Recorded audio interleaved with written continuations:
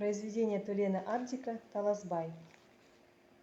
Когда времена меняются, злодеяния, совершенные при прежней системе власти, подвергаются критическому анализу. В смутные периоды истории сколько безвинных людей было осуждено, расстреляно, сколько имущества скота было насильно изъято, масштабы материальных потерь еще можно подсчитать. Не поддаются подсчету духовные потери. В мире не существует мерила или прибора, которым можно было бы измерить душевные страдания. И духовная сущность живет в тебе самом, как бы не является особо важной для окружающих. Впрочем, во все времена находились люди, жертвовавшие собой ради своих убеждений и веры.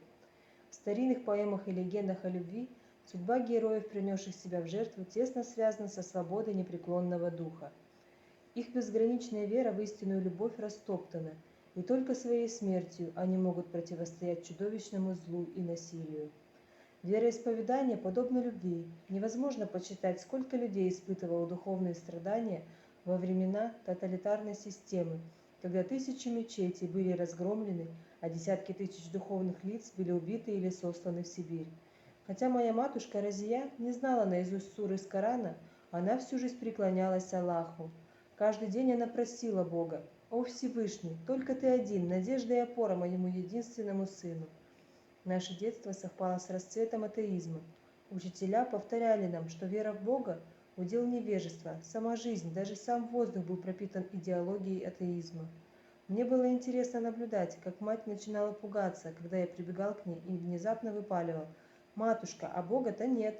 Она вела себя так, будто ничего не слышала и старалась выйти из дома, а я догонял ее и кричал: «Матушка, а Бога ведь не существует». Моя бедная мама менялась в лице. Сердилась, но, не смея ругать единственное чадо, с мольбой просила меня: «Дорогуша, скажи что-нибудь хорошее, доброе». А другое говорить мне было неинтересно. Мне, глупому мальчугану, было важно мое превосходство над старшими, когда они не могли перечить или возразить мне по поводу существования Бога.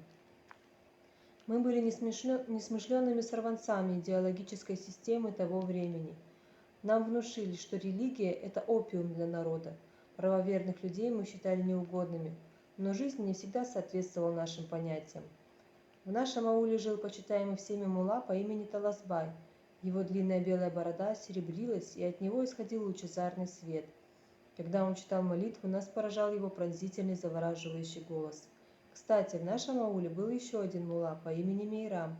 У него тоже был чудесный голос. По характеру он был эмоциональным и активным человеком и не мог спокойно сидеть на одном месте.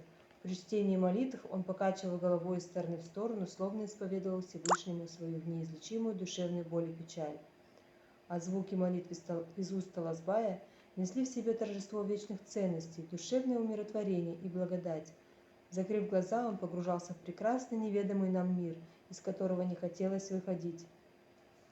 Закончив суру, он безмолвно продолжал сидеть с закрытыми глазами. Для него чтение Корана являлось не просто религиозным обрядом, а смыслом всей жизни. Сельчане считали, что в голосе Таласбая есть волшебный завораживающий звук.